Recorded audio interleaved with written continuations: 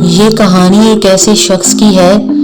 جس نے اس یقین کے ساتھ پہاڑ پر چڑھنا شروع کیا کہ اللہ اسے گرنے نہیں دے گا۔ وہ مسلسل پہاڑ پر چڑھتا گیا کہ رات ہو گئی اور اسے اندھیرے میں نظر آنا بند ہو گیا، لیکن اس نے اپنا سفر نہیں روکا کیونکہ اسے یقین تھا کہ وہ بلندی کی طرف ہی جا رہا ہے۔ ایک زوردار ہوا سے اس کا پاؤں پھسل گیا اور اس نے زمین کی طرف آنا شروع کر دیا کہ اچانک ایک رسی اس کے ہاتھ لگ گئی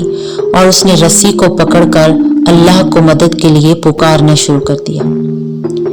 اسے غیب سے آواز آئی کہ تمہیں کتنا یقین ہے کہ اللہ تمہیں بچا لے گا؟ وہ بولا کہ اس حال میں مجھے اللہ کے سوا کوئی نہیں بچا سکتا۔ تو غیب سے آواز آئی پھر رسی کو چھوڑ دو اور خود کو زمین پر گرنے دو۔ وہ بولا اگر رسی کو چھوڑ دوں گا تو سیدھا نیچے گر کر مر جاؤں گا، مگر اس بار اسے غیب سے کوئی جواب نہیں ملا اور اگلی ہی صبح وہ رسی کے ساتھ لٹکتا ہوا مردہ حالت میں دیکھا گیا،